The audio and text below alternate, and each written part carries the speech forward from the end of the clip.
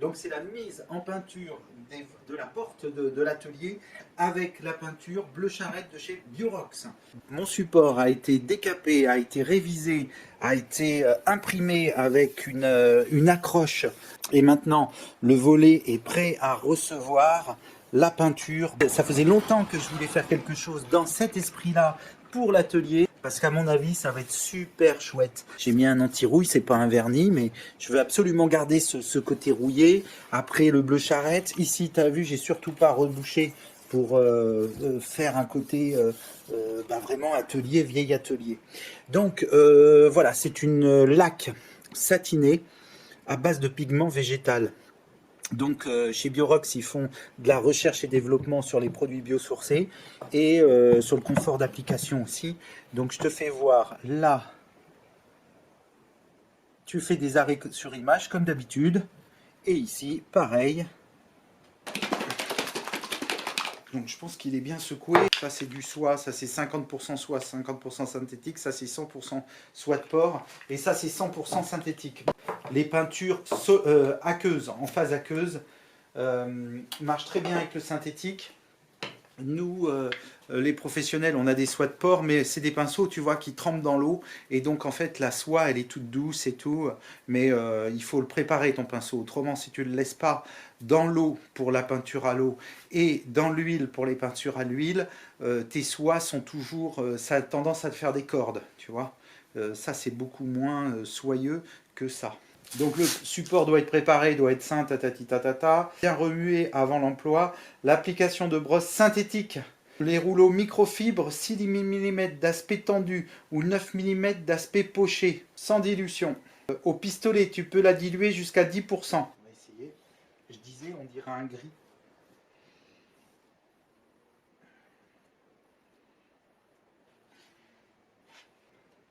Le petit pinceau pour faire l'intérieur, là. Il y a toujours des endroits qui sont un peu difficiles en départ. Donc pour l'instant, tu déposes ta peinture.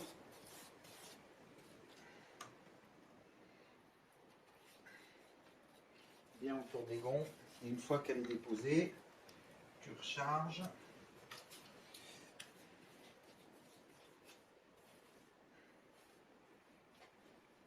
Mon départ de l'angle, que tu ne vois pas d'ailleurs.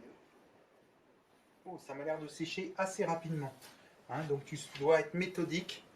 Tu ne dois pas partir partout. Il faut vraiment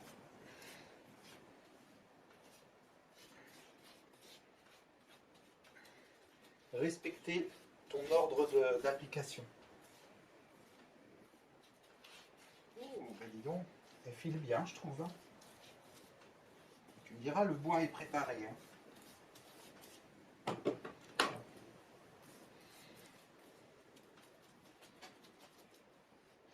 Et une fois que tu as bien posé ta peinture, tu viens lisser avec le bout du pinceau dans le sens de la fibre du bois. J'ai l'impression que ça fait des effets. De toute façon, c'est une peinture qui va faire des effets. Hein. Et qui devrait faire de l'effet d'ailleurs. Il me tarde de voir le résultat. J'adore ces peintures patinées là. Voilà, donc au pinceau, tu poses. Alors, c'est pas des lacs à l'huile. Hein.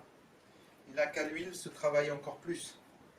Là, c'est vraiment, tu poses et puis tu attends que ton pinceau soit un peu déchargé en termes de peinture et tu viens lisser avec le bout. Les techniques sont différentes quand tu fais avec des lacs à l'huile. Les outils sont différents surtout. Donc là, tu vois, je pars sur l'extérieur. Je ne fais pas à l'intérieur parce que ça viendrait au même de racler ton pinceau. Donc qui dit racler, faire déposer de la peinture dans ton angle et créer des coulures. Bien les départs. C'est plus dur les départs. Et là, je viens lisser ma peinture dans le sens du bois. Puisque j'ai déjà fait comme ça, je fais l'inverse. J'ai mis mon petit scotch ici pour faire le fond. Et puis ben là, tu n'as pas besoin de scotch.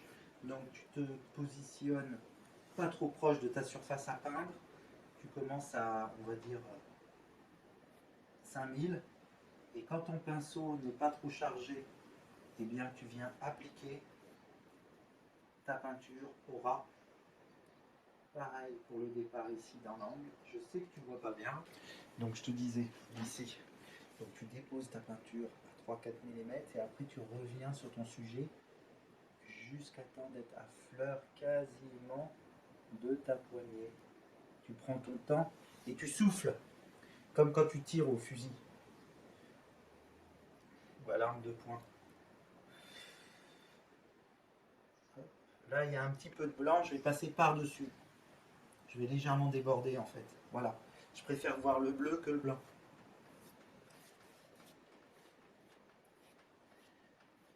Et là, je reprends, pareil. Comme je sais que je ne suis pas très chargé, j'y vais directement, proche de... Je dépose. Je me rapproche, assez près, dans les départs. C'est là où tu, en général, as des manques. Et là, tu reprends droit l'ensemble de ta peinture. Moi, là, j'ai voulu la mettre au pinceau pour garder cet effet cordé. Surtout pas avoir quelque chose de tendu. Ce que je veux, moi, c'est des effets. Comme si la porte, elle avait 40 ans. Elle a 40 ans. Mais comme si elle avait été peinte il y a 40 ans. Voilà l'esprit. Bon, les deux portes d'atelier sont finies. On va attendre que ça sèche. On va voir comment ça réagit, si ça patine, qu'est-ce qui se passe. En attendant, je vais aller mettre un tout petit peu d'eau sur mes pinceaux et mettre un petit film dessus, tu vois. Et comme ça, je pense que dans 1 heure, c'est bon, on peut repartir. Là, ça commence à sécher. Hein, on va dire celle-ci est pas collante, celle-ci l'est encore un petit peu. Donc on n'est pas tout à fait sur le même bleu que sur la boîte. Et puis il y a une petite histoire, je ne sais pas si tu la vois bien ici. Hop, je vais te faire ça.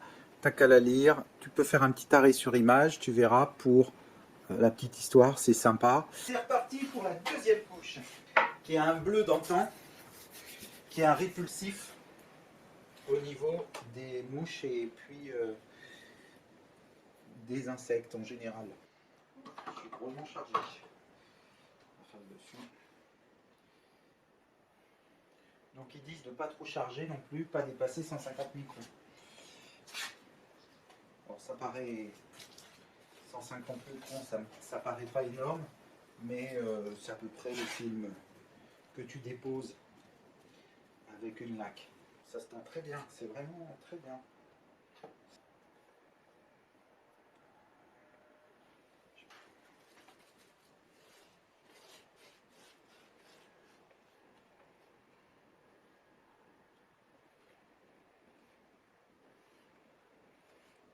Le bleu charrette. Ça va être super beau dans l'atelier. Un produit, tu vois sur la boîte, c'est vachement bleu, il y a de la patine et tout ça. Là, au niveau du volet, c'est pas tout à fait pareil. Parce que en fait, c'est fait avec un pigment végétal. Ce pigment végétal, c'est le pastel. Une couleur que tu maîtrises pas forcément bien parce que comme c'est végétal, tu peux avoir des variantes d'une couleur à une autre. Et puis ce qui se passe, c'est que c'est surtout une peinture qui va s'oxyder dans le temps. Donc plus elle va s'oxyder avec les UV, l'air et l'hygrométrie, plus il va y avoir cet effet de patine. C'est quand même une couleur naturelle du XIVe siècle. Et ça, c'est ce qui m'intéressait dans mon projet, parce que moi, je voulais absolument que cet atelier ait une âme, et que l'on sente que c'est une porte qui a toujours été là, en fait, avec la construction de cet atelier, il y a 60 ans. Bon, le matin se lève, je viens de reposer les portes et en fait je te filme ça parce que c'est le matin où le soleil donne à cet endroit et là tu vois un peu plus la couleur au niveau naturel. Alors j'ai regardé dans un livre que j'avais et ça c'est une planche assyrienne et perse et tu vois qu'il y avait des ornements anciens avec une couleur très proche de ce bleu pastel. On va le retrouver aussi dans les ornements légers, hein, léger. Pareil, en haut à droite, tu vois. et dans quelques touches chez les Perses. Alors ça, c'est très ancien.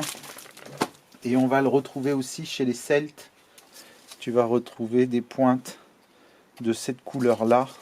Donc là, on retrouve un peu ce bleu dans différentes planches. Voilà, d'ornements anciens celtiques. Tu peux me laisser un commentaire et puis abonne-toi, active la cloche comme d'habitude et regarde plus de vidéos en cliquant sur les playlists. Je remercie